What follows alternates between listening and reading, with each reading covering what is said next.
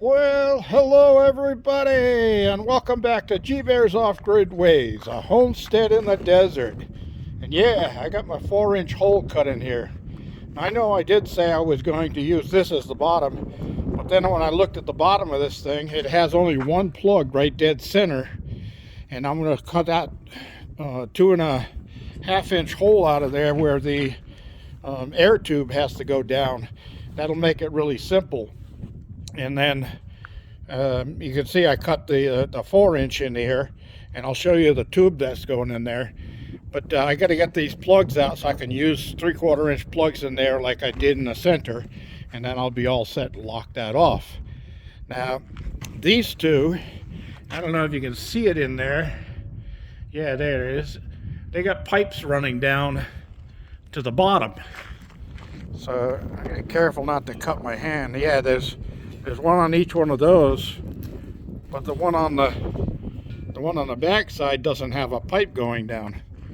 So I found that pretty interesting. I was going to cut those out, reach in with a sawzall and cut those out. Then I said, nah, I'll just leave them in there, and they can turn into heat exchangers if I need them, because they're not into the tank. They're welded at the bottom, so they fill up with air real easy.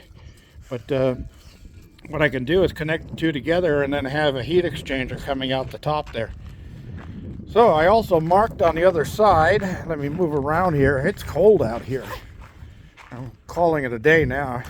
I also marked the door there. It's 10 inches high and 11 inches wide, and that should be plenty of room for me to slide this thing in and out for cleaning. The burner bowl and air input. So I'm still going to put some legs on it and raise it up off the ground so that the bottom is not sitting on the ground like that anymore.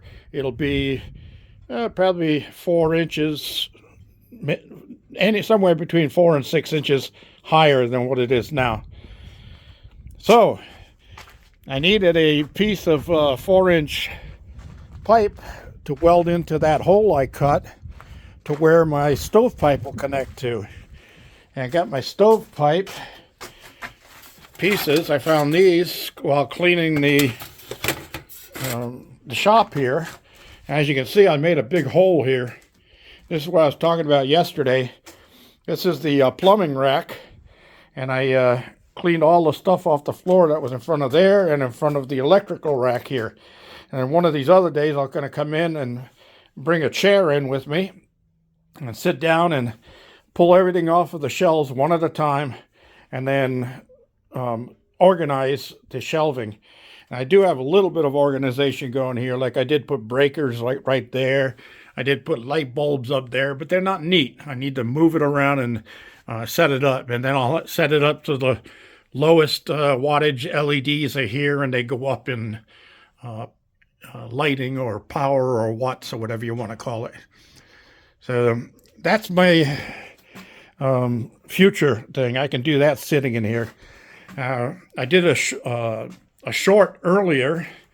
I know some of you have watched it because I checked it. This is my homemade potbelly stove out of a 10-gallon propane tank. I made this, it's got to be 8-9 years ago or so, when I still lived in the city. And I had it lit today, and it's a wood burner, and I burnt up quite a bit of wood keeping it warm in here, but it's out now. And if you see the short, you'll see that this thing right in this area here was getting close to hitting 600 degrees Fahrenheit, so it was putting off some heat. It was really nice. Now, I got to looking at it, and I said, you know what? There's no reason in the world why I can't modify this to get another burner plate to go in the bottom and modify it so that it turn it into a waste oil burner also. And then up in this corner here, I'll put a little shelf there to put the reservoir on, and that'll take care of this one. And then instead of having to come over here every 20 minutes or so and throw some more wood in it. I'll just turn it on and let it burn while I'm working out here and get the place nice and warm. Now this is a metal plate down here on the floor of these containers, and this sits right on the metal plate, so I'm not worried about anything catching fire here. And then of course I store all my sheet metal and diamond plate and that stuff all around this thing, but that's because I don't feel like heating the outside, and the heat would just go to the metal and cool off real quick. So with all that extra pieces in there, it just kind of reflects the heat back into the room here.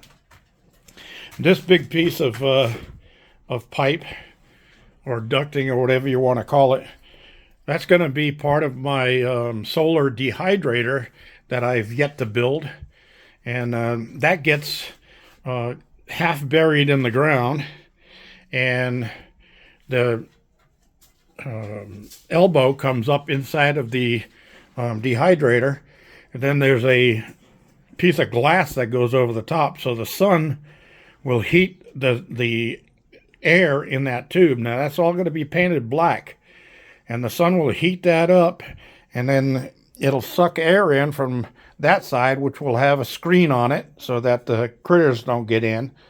It'll suck the air in, the hot air, the cold air in, and heat it with the sun, and then come up and go up through my